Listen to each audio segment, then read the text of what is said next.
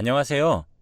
저는 30대 평범한 여자이고 결혼 전에 마케팅 회사에서 근무했고 그만뒀다가 지금 다시 일하고 있습니다. 왜냐하면 저는 얼마 전 이혼을 했거든요. 이렇게 사연을 쓰는 이유는 전 시어머니의 이야기를 좀 해볼까 해서 글을 보내요. 저는 결혼을 하고 일명 시집살이라고 하죠. 시댁 식구들의 괴롭힘을 견디지 못하고 시댁 사람들에게 통쾌한 복수를 한 뒤 그 집을 뛰쳐나왔습니다. 저는 결혼 전엔 직업도 괜찮았고 일찍 결혼한 주위 친구들의 모습을 보면 딱히 행복해 보이지 않아서 결혼 생각은 일절하지 않고 있었죠. 저는 비혼주의였고 엄마와 단둘이 살고 있기 때문에 평생 그렇게 엄마와 행복하게 살고 싶었거든요. 결혼 생각 없던 저에게 남편은 정말 열심히 대시했습니다. 남편은 잘생기지도 않은 외모에 좋은 직업을 가진 것도 아니어서 연애라도 해보자라는 가벼운 마음을 가지고 만나게 된 것이죠. 그런데 사귄 지 한 달 만에 저희 사이에는 아기가 생겨버렸고 저는 너무 당황스러웠지만 남편은 걱정을 하는 척 하면서도 은근 좋아하는 것 같더라고요. 아무튼 생명을 지울 수는 없으니까 계획보다 조금 빠르게 결혼을 하게 되었고 저희 엄마는 늘 제 선택을 존중해 주시기 때문에 결혼한다고 했을 때 축하를 해 주었습니다. 그런데 시댁 부모님들을 처음 뵈었을 때 저를 보는 눈빛이 이상했어요. 저도 어디서 나름 꿀리지 않는 직업과 외모를 가지고 있어서 그런 대우를 받은 적이 없는데 시댁 사람들은 뭐가 그렇게 잘났는지 저를 보자마자 팔짱을 끼고 제 몸을 위아래로 훑으면서 째려보더군요. 시댁에 시어머니와 시누이 둘뿐입니다. 시아버지는 남편이 어릴 때 이혼을 하셔서 다른 지역에서 거주하시고 연락도 안 한다고 하네요. 가자마자 시댁에서 식사를 하게 되었습니다. 그래, 임신을 했다고? 네. 왜 이렇게 빨리 임신했니? 그게 저도 잘... 우리 아들, 그렇게 데리고 가고 싶었니? 네? 저를 처음 본 순간부터 무례한 말들을 잔뜩 내뱉으셨고 마치 제가 남편과 결혼을 하려고 일부러 임신을 했다고 생각을 하시더군요. 전 처음 뵌 어른 앞에서 말대꾸를 할 수 없어 조용히 입을 다물고 있었습니다. 시누이는 옆에서 나 고모하기 싫은데 나이 먹는 기분이잖아 라며 시댁 사람들은 제 임신을 그렇게 반가워하는 것 같지 않았죠. 그래도 저는 좋게 생각하려고 막상 아기가 나오면 다들 좋아해 주실 거라는 생각이 들었습니다. 밥이 코로 들어가는지 입으로 들어가는지 모를 정도였죠. 다 먹고 일어서서 나가려는데 시어머니가 절 붙잡으시더군요. 얘, 너 어디 가니? 과일 깎아야지. 집에서 그런 것도 안 알려주디? 다 나중을 위한 거야. 나도 과일 안 먹고 싶은데 너 생각해서 그런 거니까 빨리 앉으렴. 저는 첫 만남부터 시집살이의 교육을 받고 집으로 돌아갔죠. 엄마에게 오늘 있었던 이야기들을 말하며 신세한탄을 했어요. 하지만 엄마는 사돈이 다 너를 위해서 그런가 봐. 조금만 참아. 딸, 시집 가면 과일 깎는 거 다 배워야 해. 엄마가 미리 못 가르쳐줘서 미안해. 라고 한 뒤 제 얼굴을 쓰다듬어 주시고는 안아주셨습니다. 아마 평생을 함께 살던 모녀가 이제는 떨어져서 엄마 혼자서 살아야 하니 엄마가 많이 슬펐던 것 같아요. 저희는 상견례를 하는 자리에서 양가 부모님들이 다 모였는데 남편 빼고는 전부 다 여자였습니다. 그리고 거기서 결혼 자금 이야기가 나왔죠. 사돈, 아직 얘네 돈도 모아야 하고 미연이 임신해서 옆에 누가 있어야 하니까 일단은 저희 집에서 지내기로 하죠. 네? 그럼 신혼집은? 에이, 멀쩡한 저희 집이 있는데 아직은 좀 이른 것 같네요. 그리고 대신 저희 집을 쓰는 대신에 혼수는 필요 없고 결혼 예물은 사돈께서 부탁드려요. 라며 당당하게 요구를 하더라고요. 저는 너무 어처구니가 없어서 네? 저희 그냥 작은 월세방이라도 구할 테니까 그냥 다른 집처럼 해요. 오빠, 무슨 말이라도 좀 해봐. 라고 했어요. 근데 남편은 시어머니 눈치만 잔뜩 보고는 아무 말도 하지 않았죠. 아, 그리고 미연이 임신도 했고 저희 집에서 사니까 이제 일도 좀 쉬는 게 좋지 않을까요? 라고 하시며 아예 제 일까지 관여하시더군요. 무슨 소리세요? 제가 그 회사를 어떻게 들어갔는데?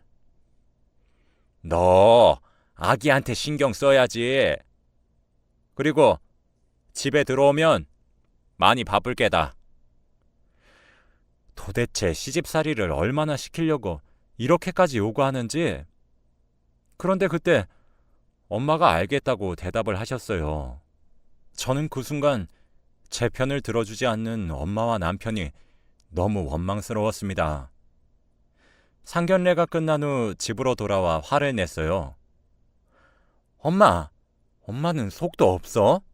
저거 누가 봐도 우리 예물 시어머니가 가져가겠다는 거잖아. 딸, 진정해. 너 거기 분위기 못 봤어? 거기서 우리가 안 된다고 하면 패로 말할 사람이야. 내가 그렇게 해야 네 시집살이가 편해진다고. 너 무조건 거기서 정신 똑바로 차리고 살아야 한다. 네 애만 보면서 살아. 거긴 아무도 네 편 없을 거야. 엄마는 저에게 시집살이를 하면서 절대 기죽지 말고 오로지 제 뱃속에 있는 아이만 생각을 하고 살라고 했습니다. 아마 엄마는 미래를 예측하셨던 것이겠죠. 엄마도 시집살이의 괴롭힘을 견디지 못하고 이혼을 해서 아마 경험에서 우러나오는 조언이 아니었을까 싶네요. 그렇게 저희는 속전속결로 결혼식을 올리는 동시에 저는 직장을 간두었는데 제가 워낙 일을 착실히 잘했기 때문인지 함께 일한 동료들과 선배들이 미연 씨, 그래도 일하고 싶으면 언제든 돌아와도 돼. 라고 제 손을 꽉 잡으시며 말했어요. 저는 너무 감사했고 마치 도살장에 끌려가는 느낌으로 그 지옥 같은 시댁에 입성했습니다. 처음에는 저를 반갑게 맞아주시며 아유, 우리 며느리 왔네. 라고 하신 뒤 저를 꼭 안아주셨어요. 도대체 시어머니의 어느 장단에 맞추어야 하는 건지. 아무튼 그날은 잘 넘어갔죠. 하지만 저는 다음 날부터 꼭두 새벽부터 일어나서 밥을 차리고 청소도 하고 그렇게 살았습니다. 일도 안 나가고 집에만 있으니 시어머니와 함께 있는 시간이 부쩍 늘어났죠. 저는 남편과 시누이가 출근하면 그때부터 집안일을 하기 시작합니다. 그런데 시어머니는 제가 임신한 몸을 이끌고 엎드려서 바닥에 걸레질을 하고 있는 모습을 소파에서 다리를 꼬고 팔짱까지 끼고 앉아서 감시를 하시더군요. 이렇게 해라 저렇게 해라 명령까지 하면서 말이에요. 마치 저를 가정부 취급하듯 대하셨죠. 야, 여기 먼지 쌓였네. 와서 닦아. 아직까지 거기 닦고 있으면 어떡하니? 빨리 닦고 설거지 하렴. 저는 그 순간 아, 이게 시집살이구나 했습니다. 그런데 너무 황당한 건 시어머니가 독실한 불교 신자세요.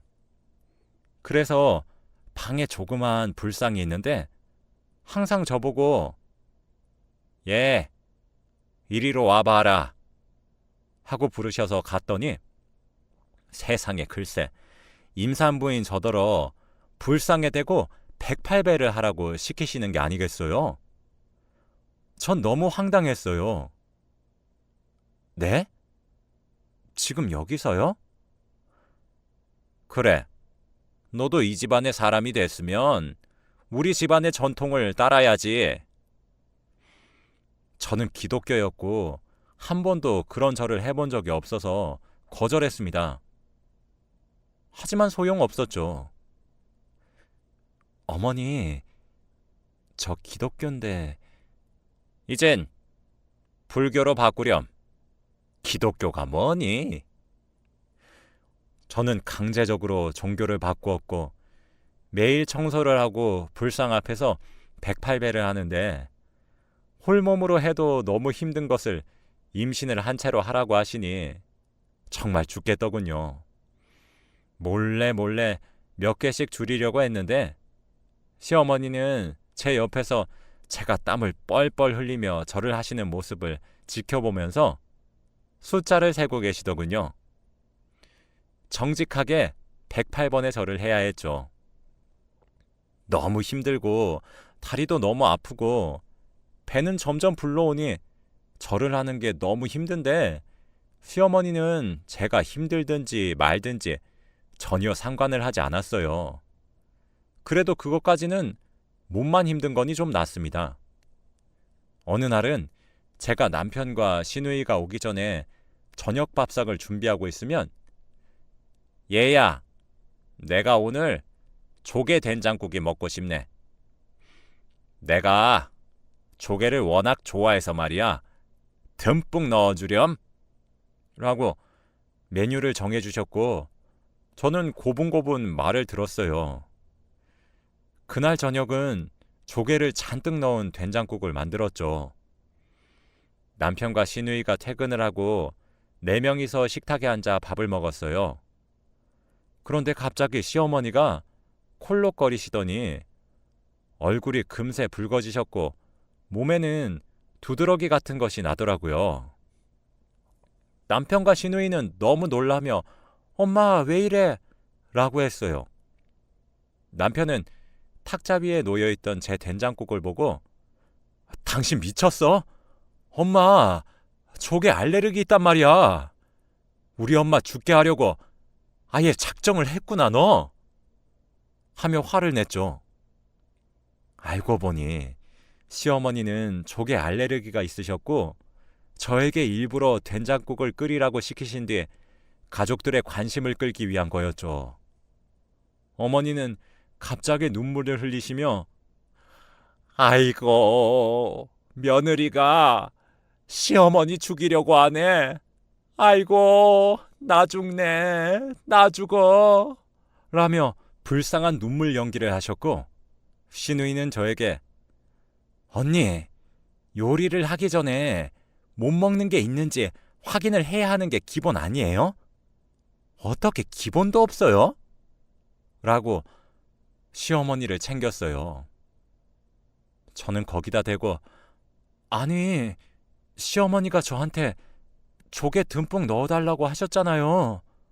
라고 했는데 남편과 시누이는 저를 무시하는 눈빛으로 쳐다보며 너 지금 그걸 핑계라고 하니? 엄마 조개 드시면 거의 죽을 정도로 아프신데 목숨 걸고 조개 된장국을 드신다고? 진짜 당신 실망이다. 라며 쏘아붙이더군요. 저는 어머니의 맹연기에 아무 말도 하지 못했고 저는 남편과 시누이가 저를 보면서 화를 내고 있을 때 시어머니의 얼굴을 보았더니 저를 비웃고 있었습니다. 저는 속에서 천불이 났지만 그래도 아기 낳으면 나간다 라는 신념 하나로 버티기로 했죠. 그렇게 며칠이 지나고 어머니가 밖에서 친구분한테 양념게장을 선물로 받아오셨습니다. 저는 음식 중에 게장을 정말 사랑하는데 이렇게 맛있는 게장을 받아오셔서 너무 좋았죠.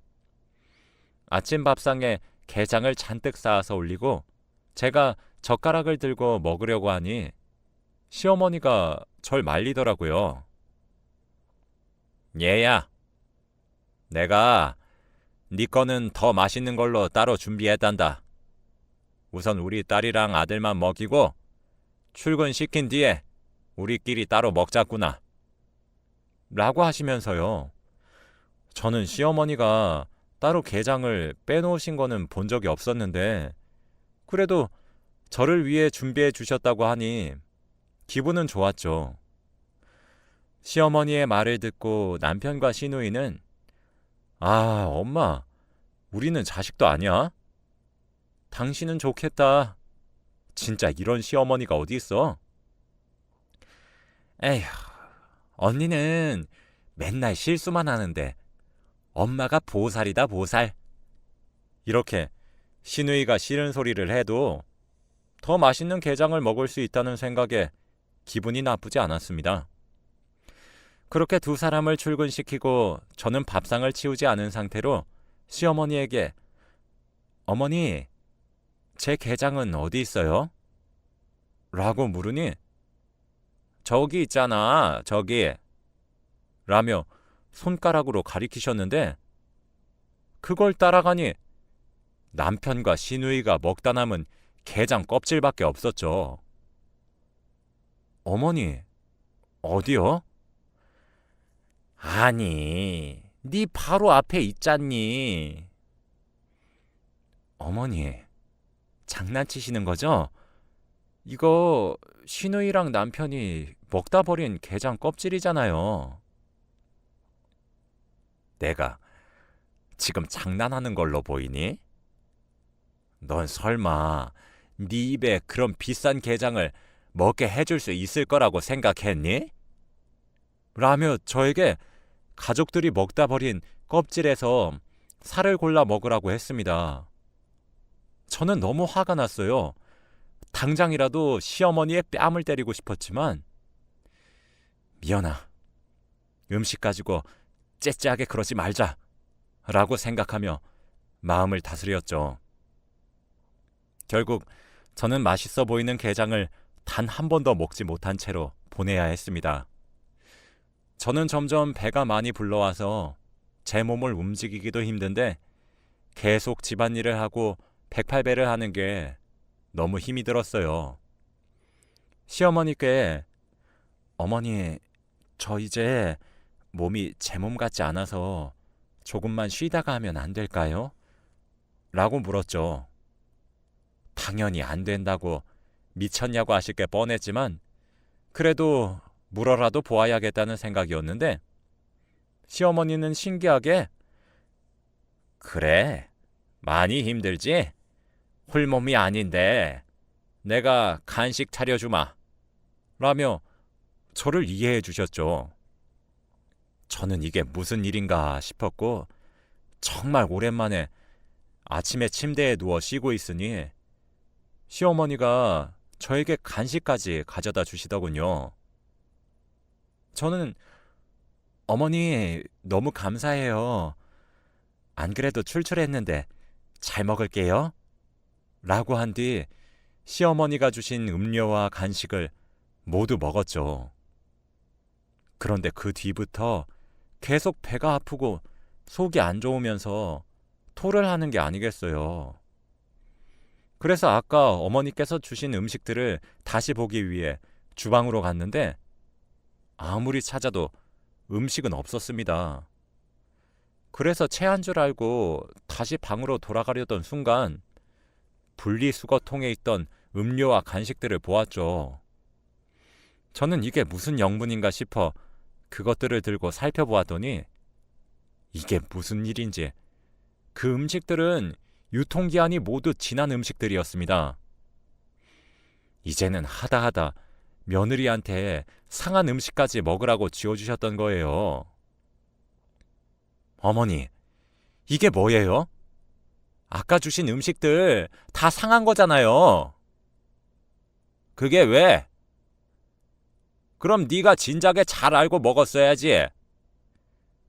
넌 우리 집에 있는 음식들도 죽이 아까운 존재야. 어디서 굴러 들어온 주제에 우리 집 음식에 손을 대?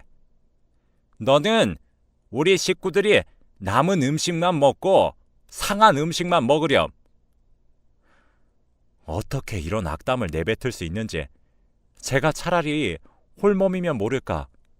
제 뱃속에는 생명도 자라고 있는데 손주를 전혀 생각하지 않으시는 시어머니가 너무 싫었습니다. 저는 정신을 똑바로 차려야 되겠다고 다시 한 번 더 다짐을 했고, 제가 떳떳하게 이 집에서 나가면 시어머니를 이길 수 있다고 생각했죠. 그렇게 시간이 지나고 추석이 다가왔어요. 저는 집에서 제사상을 다 차리고 잡일들을 하며 어머니가 아무 잔소리도 하실 수 없을 정도로 완벽하게 일처리를 했죠. 확실히 흠을 잡을 게 없으니까 시어머니는 잔소리를 전혀 하지 않으셨죠. 그리고 저는 추석 당일이 지나고 친정집에 가기 위해 준비를 하고 있었죠.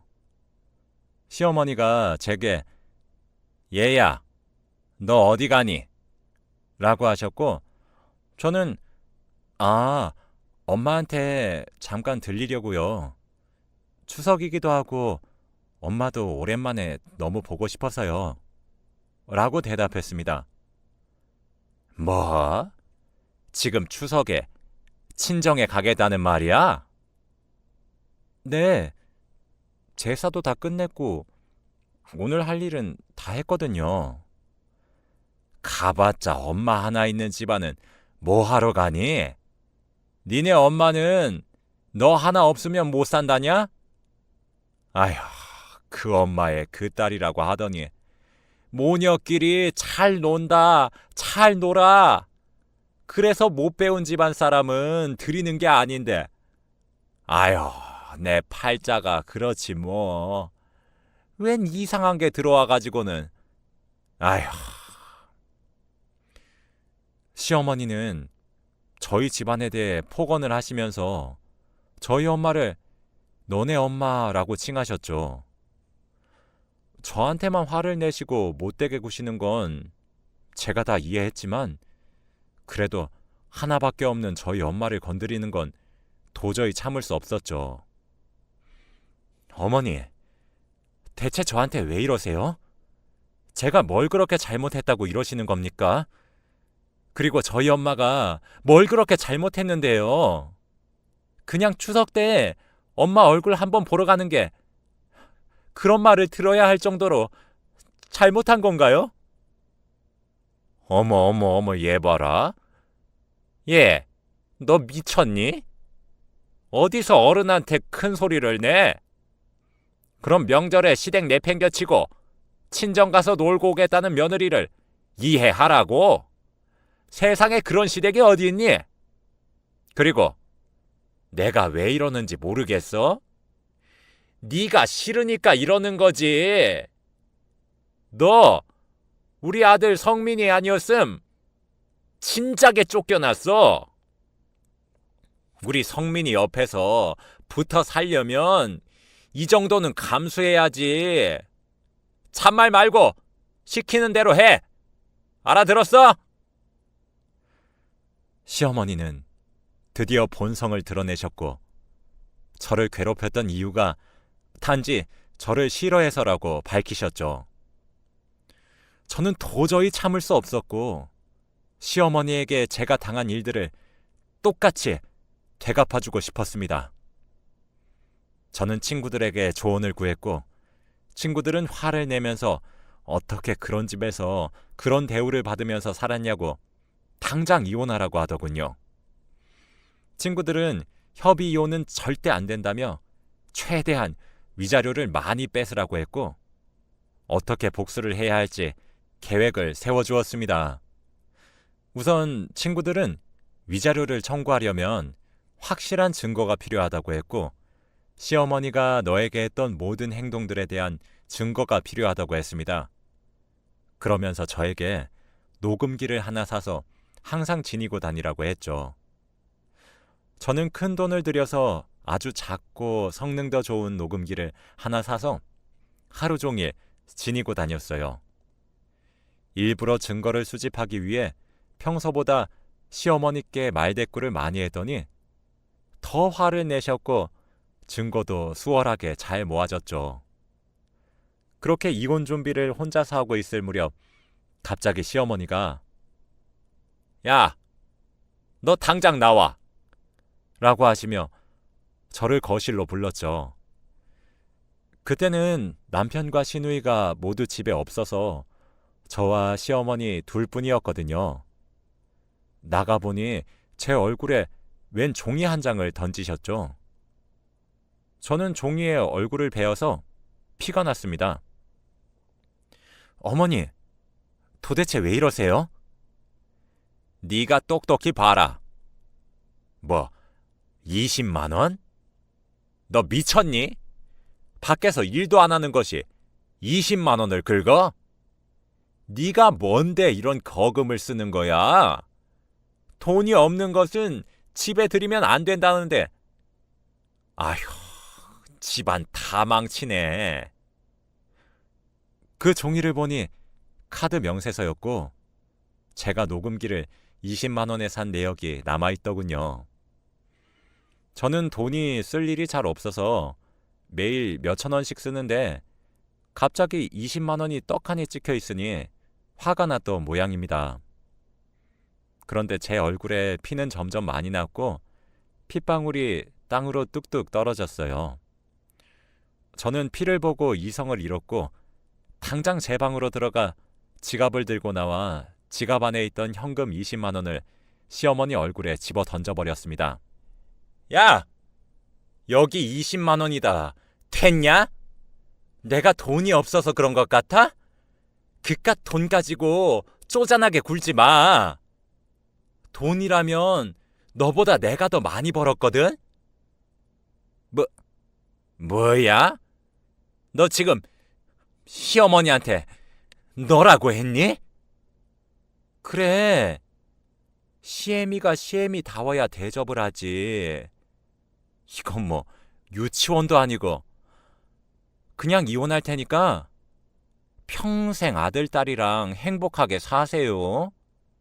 그리고 손주 보실 생각 절대 하지 말고 아시겠어요? 내 아이가 이런 할머니 가지고 있다고 생각하니 쪽팔려서 원. 저는 그 뒤로 짐을 싸서 친정으로 돌아왔습니다. 엄마는 제 이야기를 듣고는 오히려 잘했다고 칭찬을 해주었고 저는 다음날 날이 밝자마자 이혼 전문 변호사를 찾아갔고 이때까지 녹음한 파일들을 다 들려주었어요. 변호사분께서는 미연 씨, 이 정도 증거면 이혼은 수월할 것 같은데 위자료는 시어머니 상대로 청구하는 건 어때요? 라고 제안하셨어요. 들어보니 요즘은 세상이 많이 좋아져서 저처럼 시어머니의 괴롭힘에 이혼을 하게 된 경우에는 남편이 아니라 시어머니 상대로 위자료를 청구할 수 있다고 하더군요. 저는 고민할 틈도 없이 시어머니에게 위자료를 청구하기로 결심했어요. 저는 저번에 그만두었던 회사에 일하던 선배에게 전화를 해서 다시 일하고 싶다고도 얘기했어요. 미연 씨, 내가 얼마나 기다렸는데 미연 씨만큼 일을 잘하는 후배가 없어. 라며 복직을 환영해 주셨습니다. 남편은 제가 아무리 시어머니에게 당한 말을 했을 때도 믿어주지 않았다가 녹음본을 듣고는 그제서야 미안하다며 자기는 입이 10개라도 할 말이 없다고 순순히 이혼 서류에 도장을 찍었습니다. 이혼 진행 과정 중에 제가 시어머니에게 위자료를 청구하니 시어머니는 펑펑 우시며 저에게 두 손을 싹싹 빌었지만 저는 그동안 당한 고통들을 되새기며 흔들리는 마음을 바로잡았습니다. 아직도 그때 카드 명세서 종이에 베인 흉터가 얼굴에 남아있는데 그때만 생각하면 아직도 속에서 천불이 나요. 그래도 할 말은 하고 나온 것 같아서 찝찝한 마음은 들지 않습니다. 결국 시어머니는 대출을 하시면서 위자료를 지불하셨고 그 집안 사람들은 저를 절대 찾아오지 않으셨죠. 그렇게 혼자서 만삭이 되고 엄마와 같이 산부인과에 가서 아기를 낳았고 제가 일을 하는 동안에는 엄마가 제 아이를 봐주시고 퇴근 후에는 제가 아이를 돌봐요. 저는 지금 한부모 가정으로 아이를 키우고 있고 누구보다 아빠의 빈자리를 느끼지 않을 만큼 엄마가 할 수 있는 노력은 다 할 겁니다. 제 이야기는 여기까지이고 들어주셔서 감사합니다.